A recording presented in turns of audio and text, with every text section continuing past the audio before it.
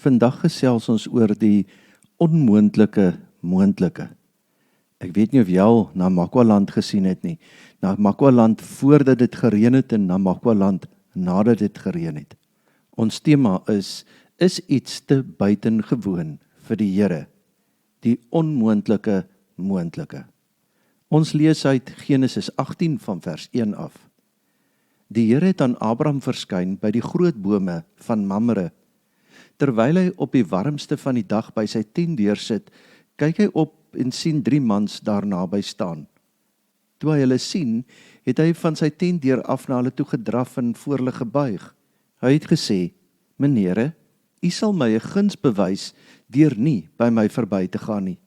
Laat ek eers 'n bietjie water gaan haal sodat u voete kan was en kom rus dan onder die boom. U is nou eenmal op pad hier by my verby en daarom wil ek 'n stukkie brood vir u gaan haal dat u weer nuwe krag kan kry." Hulle het vir hom gesê: "Goed, maak so." Abraham het toe gou na Sara toe in die tent gegaan en vir haar gesê: "Vat gou 16 kg meel en knie dit en bak roosterkoeke." Daarna het hy na die beeste toe gedraf en 'n mooi jong kalf gevat en vir 'n slaaf gegee om dit gou voor te berei. Toe het Abraham botter en melk en die kalf wat voorberei is gevat en voor die mans neergesit en hulle het daar onder die boom geëet terwyl hy hulle bedien. Toe vra hulle hom: "Waar is jou vrou Sara?" En hy antwoord: "Hier in die tent." Toe sê die een: "Ek sal beslis volgende jaar hierdie tyd na jou toe terugkom en dan sal jou vrou Sara 'n seun hê."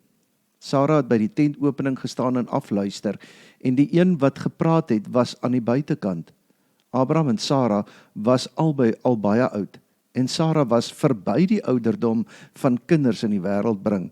En daarom het sy by haarself gelag en gedink: "Sal ek nog genot kan hê nou dat ek afgeleef is en dit met my man wat oud is?"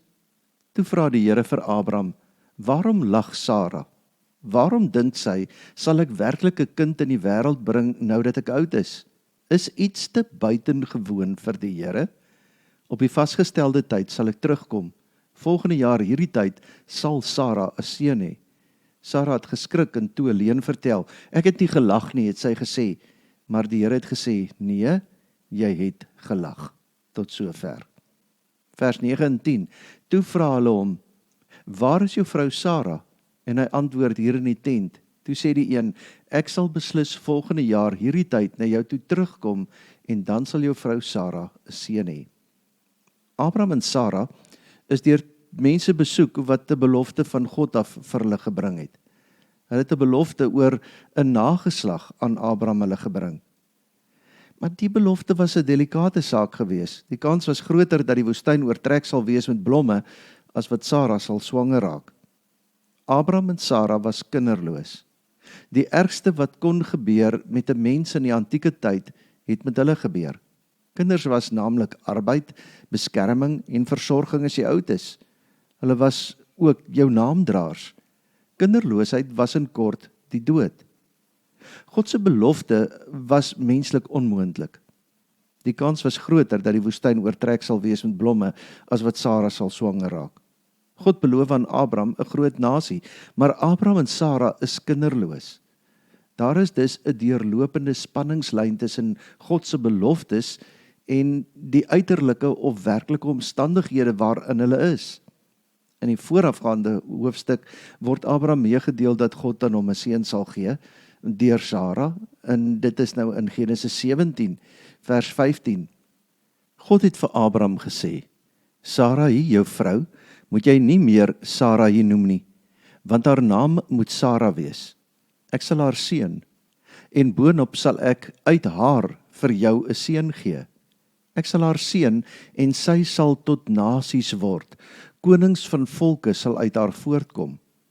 Abraham het neergeval met sy gesig teen die grond, maar hy het gelag en in sy hart gesê: "Kan daar vir 'n 100-jarige 'n kind gebore word, of sal Sara 'n 90-jarige kan geboorte skenk?" Abraham bars uit van die lag. Hy beskou dit as 'n groot grap. Hy val selfs op sy knieë terwyl hy lag. Hoekom? Want hy kan slegs die uiterlike omstandighede sien. Abraham is reeds 100 jaar oud en Sarah is onvrugbaar en 90 jaar oud. En dan kom Genesis 18. Hy vertel van nog 'n verskyning van die Here aan Abraham en herhaal die belofte van 'n nageslag. Hier in Genesis 18 het die verhaal 'n krisispunt bereik. In 'n sin lê Genesis 18 reeds in die onmoontlike. Haar hele lewe was Sarah kinderloos en onvrugbaar en nou tel hulle ouderdom ook teen hulle. Wat beloof word is totaal en al onmoontlik. Weer is daar 'n lag oor God se beloftes. Nou lag Sarah oor die onmoontlikheid daarvan. Menslik is dit totaal en al onmoontlik. Genesis 18 vers 11. Abraham en Sarah was albei al baie oud. En Sarah was verby die ouderdom van kinders in die wêreld bring en daarom het sy by haarself gelag. Vir God is die onmoontlike tog altyd moontlik. Dit is juis wat God vir hulle en deur hulle vir ons vandag wil sê. Jy sê onmoontlik, maar God sê maklik, moontlik, afgehandel, laat daar wees. God funksioneer vanuit die perspektief van sy beloftes en nie op grond van uitwendige omstandighede nie. En vra in vers 14, is iets te buitengewoon vir die Here? Geloof bestaan nie in dinge wat menslik moontlik is nie, maar dit wat God in sy genade en almag kan doen, ook die buitengewone, veral die buitengewone, die onmoontlike. God se beloftes en almag is nie gebonde aan ons menslike omstandighede nie. Glo jy ook net wat jy kan sien of wat moontlik is? Dan vra God vir jou, is iets te buitengewoon vir die Here? Glo jy God se beloftes in jou lewe? Hierdie belofte is juis om te wys dat God iets buitengewoon, iets onmoontlik kan doen in mense se lewens. Hierdie geboorteaankondiging is meer as maar net nog 'n belofte. Dis eintlik die vervulling wat nou aangekondig word, met 'n vaste tydsbepaling daarbey. God bevestig deur hierdie belofte dat hy nie van sy verbond, sy belofte aan Abraham oor 'n groot nageslag vergeet het nie. Aan die ander kant van die munt hoor ons die normale maar verbuisterende reaksie van Abraham en Sarah. Die kans was groter dat die woestyn oortrek sal wees met blomme as wat Sarah sal swanger raak. So dik is die panser van twyfel, hooploosheid, verwagtingloosheid, dat die nuus vir Sarah eintlik 'n groot grap is. Abraham en Sarah word hier nie as geloofsmodelle voorgestel nie, maar eerder as voorbeelde van ongeloof. Die kans was groter dat die woestyn oortrek sal wees met blomme as wat Sarah sal swanger raak.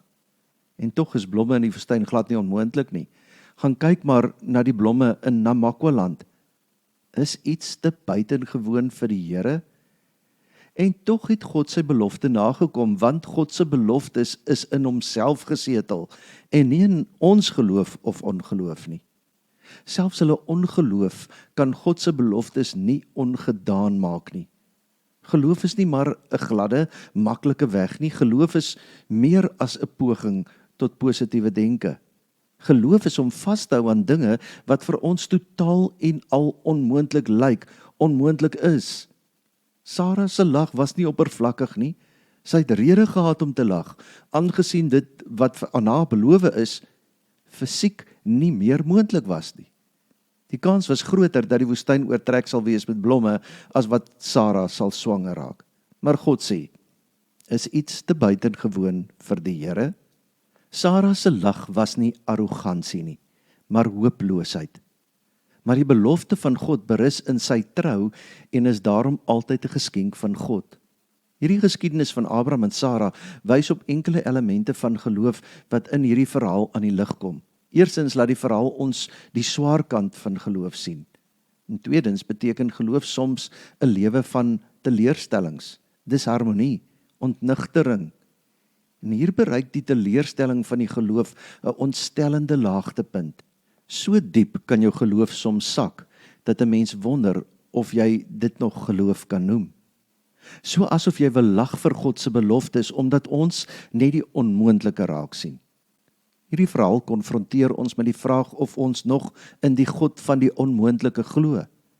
Kan God ons nog verras? Natuurlik is God ook groter as sy beloftes, maar dit bly altyd God wat skenk. Ons weet vanuit die Ou Testament dat God al sy beloftes nagekom het. Ons weet ook vanuit die Nuwe Testament dat God sy nuwe verbond nagekom het. Hoekom twyfel ons dan in vandag se tyd so baie aan God se beloftes in ons eie lewens? Het God dan verander? Wanneer 'n mens aan die storie van Abraham dink, kom die beeld van die droë, onverbiddelike Noord-Kaap by 'n mens op. Namakwa-land voor die reën. Daar was hierdie belofte van 'n nageslag in Abraham se lewe wat versteek tussen die klippe en stryd in sy lewe gelê het. Terwyl daar baie mooi verhale ingevleg is in sy lewe, was daar hierdie onopgeloste gemis en verlange. God kom aanhoudend terug na hom toe, maar hy is besig om te berus dat daar 'n ander plan gemaak sal moet word. Die spanning van wag en geloof en oorgaan tot aksie, al is dit sonder geloof, raak vir Abraham te groot. Hy maak 'n plan, maar die plan brand hom soos die warm woestynsand in 'n dor woestynwind. Nou sit hy in die bek van sy tent sonder planne. Slegs met God se belofte. Die stilte, wat soms alle hoop wil uitdoof, kom saam met die hittegolwe na hom toe aangespoel. Die warm, troostelose dae, wanneer selfs die kraaie nie eers wil gaap nie, weerspieël iets van die beloftes van God, wat uitgedor het en besig is om saam met die woestynstof weg te warrel. Op so warm, onmoontlike oomblik in die middel van die dag, wanneer mense die skuilings soek teen die doodsveroordelende son, verskyn daar reisigers by Abraham se tent.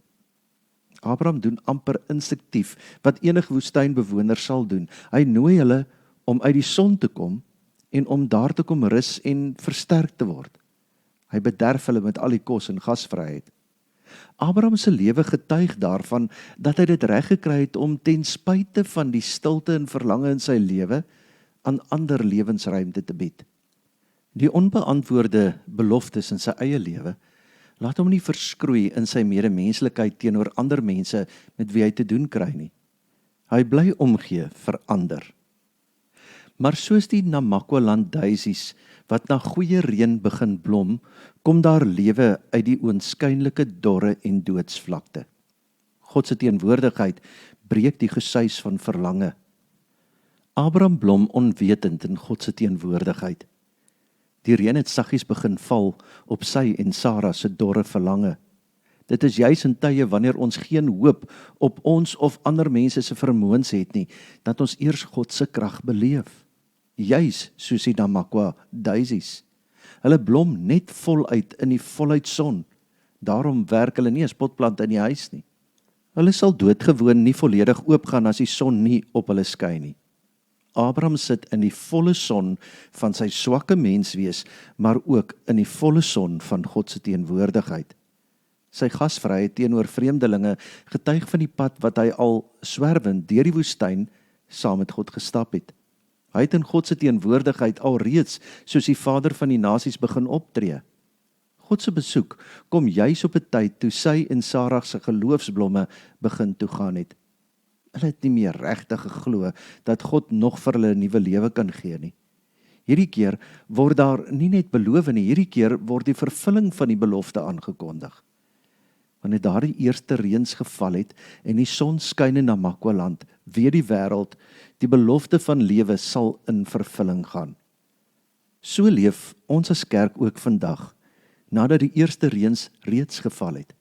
Jesus het uit die dood opgestaan. Die dood is oorwin en die lewe sal uiteindelik seëvier.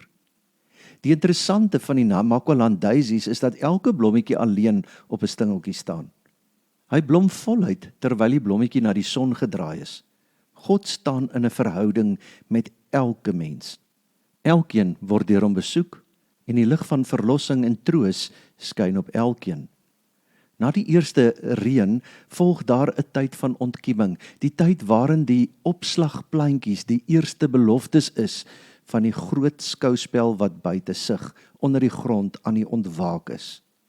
Die verlange na 'n seun vir Abraham was baie groot, tog was daar gedurende sy lewe die tekens dat God by hom is, hom seën en besig is om van hom 'n gesiene leier te maak.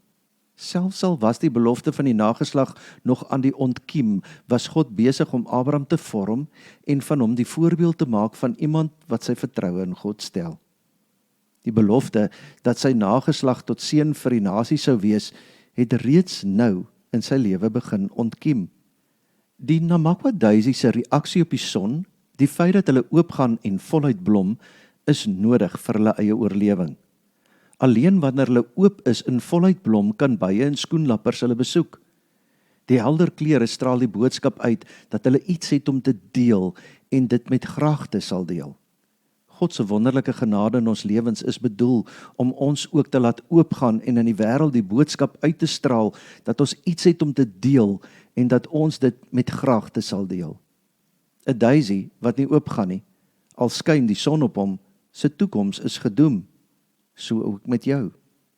Ons goedheid teenoor ander mense weerspieël nie net iets van onsself nie, maar ook iets van die voorsienigheid en sorg van ons hemelse Vader aan hulle. Dit weerspieël iets van die herskepingswerk wat God reeds deur die Heilige Gees in ons lewens doen en dat dit goeie werk is. Matteus 5 van vers 43 af sê, julle het gehoor dat daar gesê is, jy moet jou naaste lief hê en jou vyand moet jy haat. Maar ek sê vir julle, julle moet julle vyande lief hê en bid vir hulle wat julle vervolg, sodat julle kinders van julle Vader in die hemel kan wees. Hy laat immer sy son opkom oor slegtes en goeie mense, en hy laat dit reën oor die wetsgehoorsaames en wetsverbrekers. As julle diegene liefhet wat vir julle liefhet, verdien julle dan enige beloning? Maak die tollenaars nie maar ook so nie? En as julle slegs julle broers groet, wat doen julle meer? Maak die heidene nie maar ook so nie? Wees dus volmaak soos julle hemelse Vader volmaak is. As die daisies nie oopmaak en blom nie, sal die wêreld vaal en grys en sonder hoop bly. As Christene nie skyn nie, sal daar geen rede vir die wêreld wees om te glo dat die son van God se teenwoordigheid skyn nie.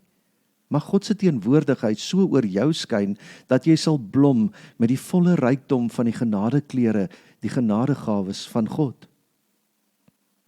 En onthou, wanneer iets vir jou onmoontlik lyk, dan vra God, is iets te buitengewoon vir die Here? Die kans was groter dat die woestyn oortrek sal wees met blomme, as wat Sara sal swanger raak. En tog is iets te buitengewoon vir die Here? Amen. O Here, dankie dat ons met ons hele wese aan U behoort en met al ons probleme, ons omstandighede, ons krisisse na U toe kan kom. Dat U in beheer is, in beheer van alles. En Here, daar waar ons sê onmoontlik, daar waar ons twyfel, daar waar ons doeteenvoudig ongelowig raak, moet ons vir onsself afvra, is iets te buitengewoon vir die Here? Dankie Here, dat ons nie net hoef vas te kyk in ons lewens se krisisse en probleme nie, maar ook in soveel genade wat U elke dag vir ons gee. Dat U vir ons dra in moeilike omstandighede. Ja, U beloof nie vir ons dat dit altyd met ons sal goed gaan nie, maar U beloof wel vir ons dat U altyd by ons sal wees. Mag ons dit ervaar, Here. Mag ons sien dat niks vir U onmoontlik is nie. Mag ons sien dat ons God baie groter is as ons probleme. Amen.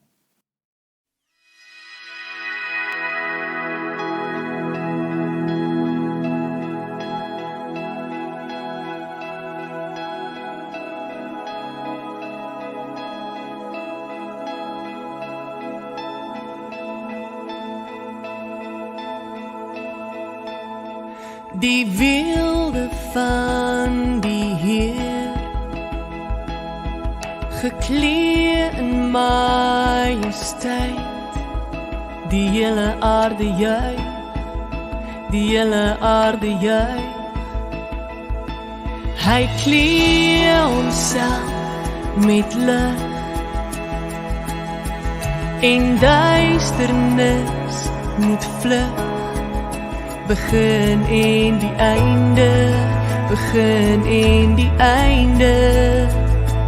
Hoe groot is ons God, ons sing, hoe groot is ons God, almal sal sien hoe groot is ons God.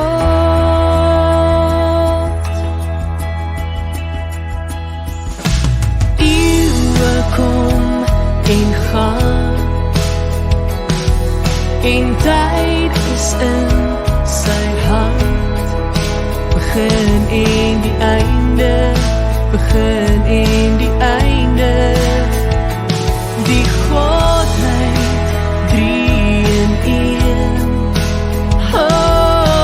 Vader, Gees en Seun, die leeu en die lam, die leeu en die lam, hoe groot is ons God, ons sing hoe groot is ons God, almal sal sien hoe groot is ons God.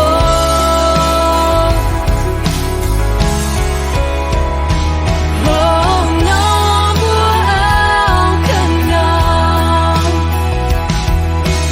waardig is die Lam. My hart sal sing, hoe groot is ons God.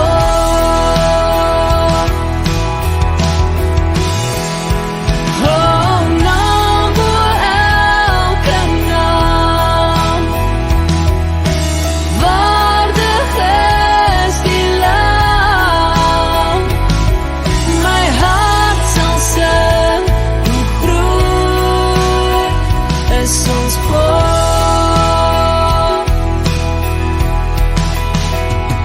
Hoe groot is ons God, ons sing hoe groot is ons God, almal sal sien hoe groot is ons God.